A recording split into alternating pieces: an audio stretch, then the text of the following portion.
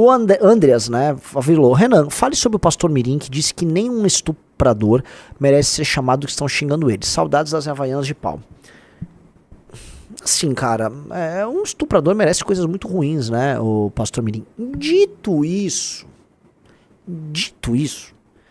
eu não igualo o que você faz a um estupro, mas o que eu acho é que o que você faz é muito grave, né. Não vamos esquecer, pastor Mirim, assim, os seus vídeos, que são todos previsíveis que você vai fazer um negócio desse. Você já viu o vídeo dele pedindo Pix num story do Instagram? Ele fez uma live no Instagram, e aí ele tá lá, manda R$100 pela obra, não sei o quê. Como é que é? Tipo assim, ele começa a pedir, é pra pedir Pix mesmo, e fica pedindo Pix em vídeo, e a galera mandando Pix. E é tão tosco que ele chama de Pixie. Manda um Pixie! É um Pixie. Vai mandando Pixie, aí a galera manda... Ah, esse vídeo. Veja só, o que eu digo de um troço desse? Vamos lá. Você vai fazer agora um propósito de R$100. Você vai fazer, e quem for fazendo, sai da live e já faz agora. E já comenta aqui, eu vou fazer. Eu tô no propósito. Eu sou uma dessas pessoas. Eu sou a Ana que vou fazer. Eu sei que tem penina na live que tá dizendo assim, misericórdia, eu não vou fazer, eu não creio.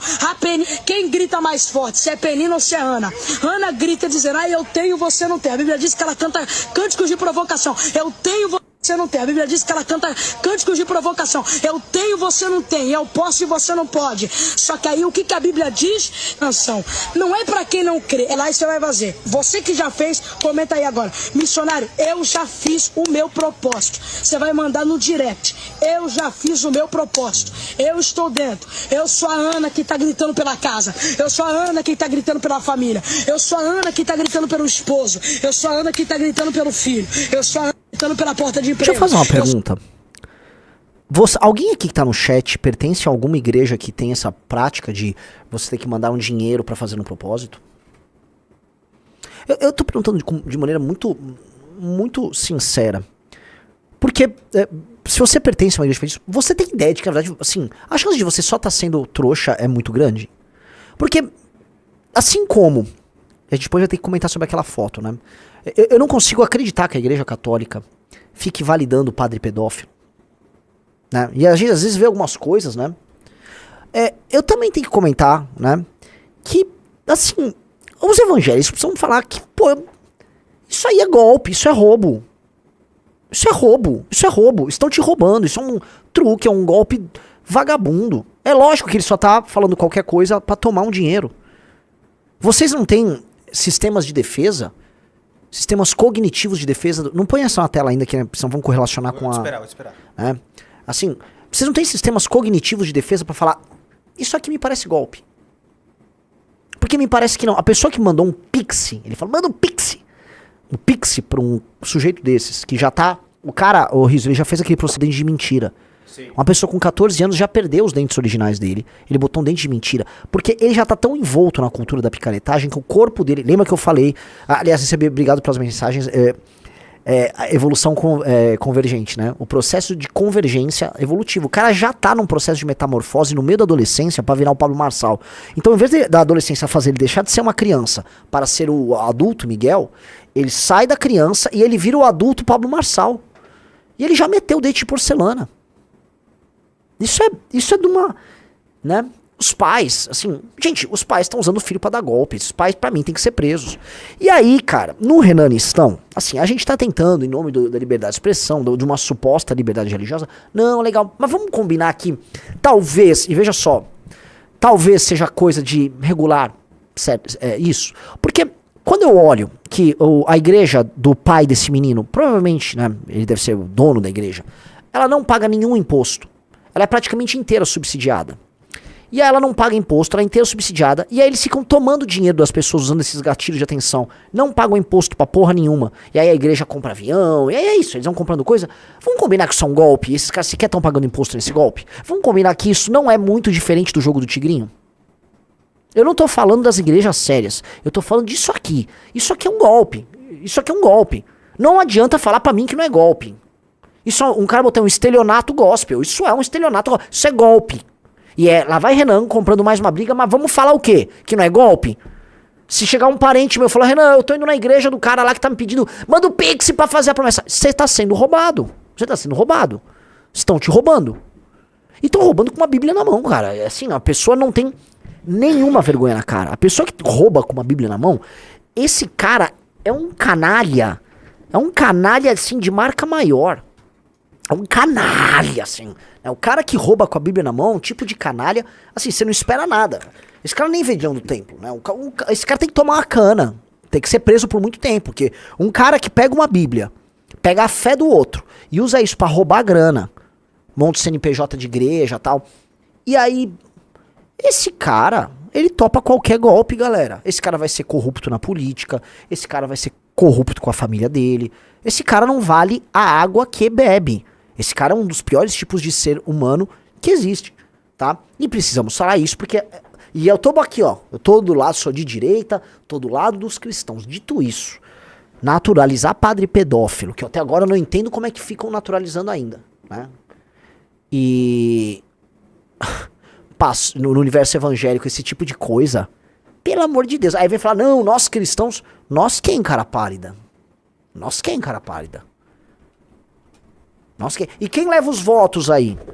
São os cristãos sérios? Ou é esse troço aí? Esse troço que... Pastor Mirim, isso é troço pra mim. Esse troço. E o evangelistão adoraria ser governado num país que professa a fé do pastor Iago Martins. Adoraria. Puta que pariu. Eu viveria no país do pastor Iago Martins, né? Tranquilamente. Se o evangelistão é o do pastor Iago Martins, eu estaria vivendo nesse evangelistão assim, ó. Tranquilamente. Tá tranquilaço. Mas que o evangelistão estaria lá, tranquila. Agora, do Marçal e do pastor Mirim, você desculpa. É pior do que viver no Brasil do Hugo Mota. É pior do que viver no Brasil do Alcolumbre. É pior do que viver no Brasil do Edinaldo. Ou pior, não é igual, porque é a mesma coisa, né? Eles são apenas expressões muito brasileiras, né? Disso aí. Aí saiu essa notícia hoje, que eu acho que é importante a gente colocar, tá? Conselho Tutelar adverte pais do pastor Miguel Oliveira e proíbe mídia, tá? Pais do pastor Miguel Oliveira poderão ser afastados do filho caso descumpram determinação para preservar o jovem e mantê-lo fora da mídia, né? O Conselho Tutelar fez uma advertência aos pais do pastor de 15 anos que virou alvo de ameaça após acusações de explorar a falha alheia.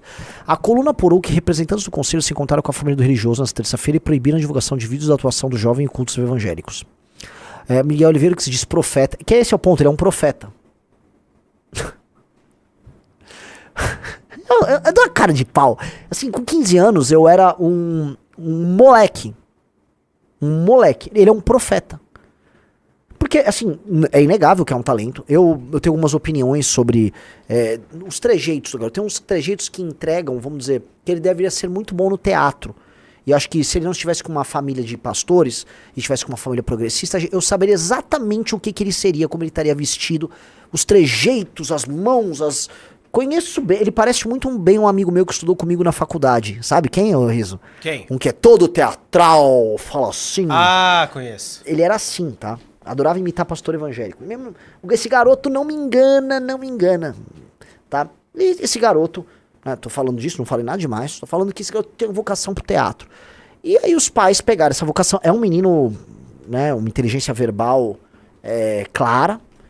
Foi treinado desde cedo pra virar isso aí. E aí ele virou, e assim, os pais devem estar ganhando dinheiro ali na igreja como se não houvesse amanhã, né? Tá com mais de 1 milhão de seguidores. E que bom que o Conselho Tutelar afastou. Agora vejam como tudo no Brasil é difícil, como não existe discussão fácil aqui no nosso país, Riso. Olha o que eu vou trazer.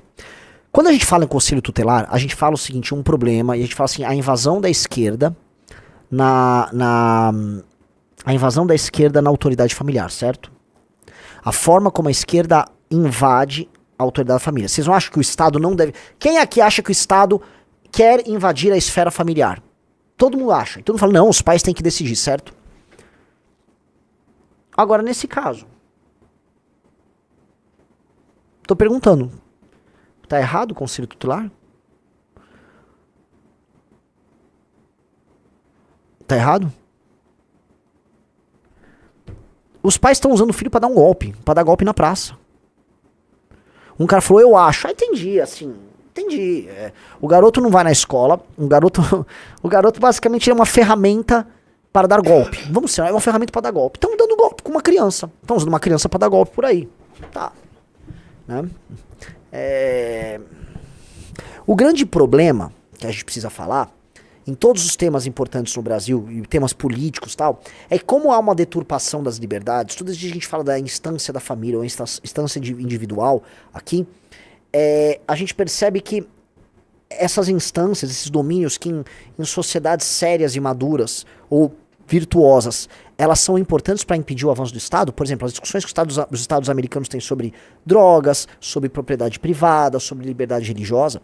E em lugares, em sociedades de baixa confiança, em sociedades ignorantes, e sociedades em que a picaretagem viceja, essas liberdades elas são usadas para você aprontar, para você meter aplique. Então é o país do coach, é o país do dador de golpe, é o país do tigrinho, é o país da pirâmide, é o país do pastor mirim.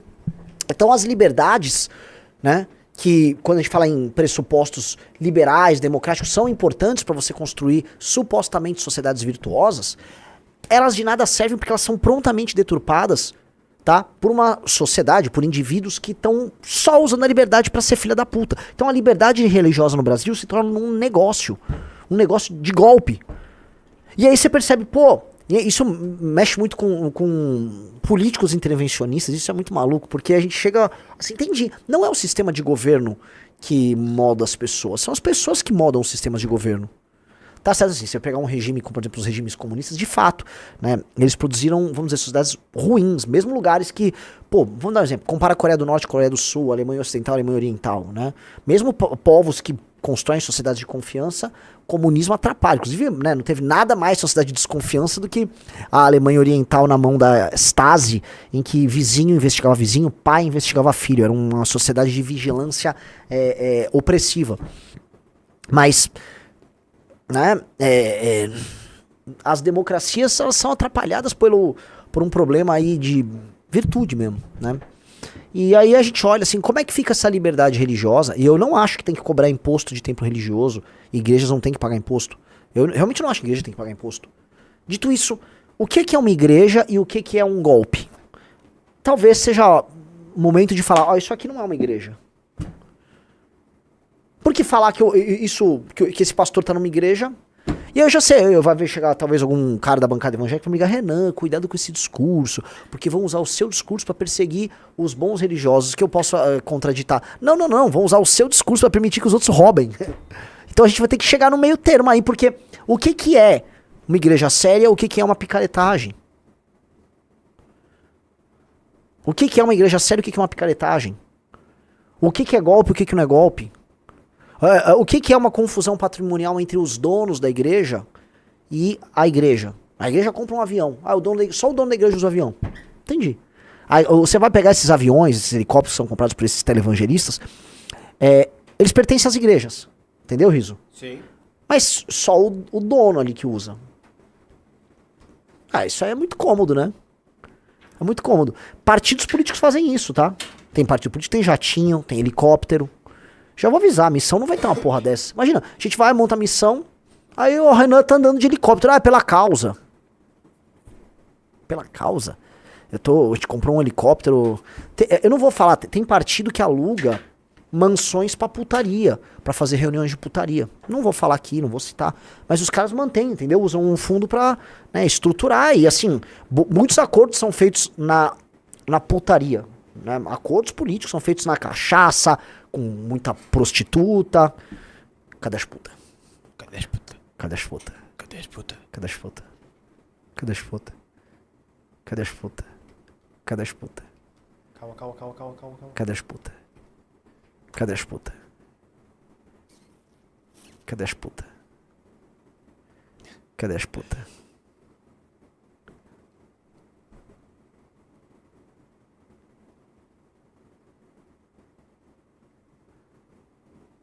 Cadê as putas? Entendeu? É esse Brasil aí, né? Muito louco que a gente Curtiu o vídeo e quer ver mais análises como essa? Então, corre lá no canal MB Live TV e não perca nenhuma das lives, de segunda a sexta. E para ficar por dentro de mais cortes excelentes, inscreva-se no Treta no Congresso.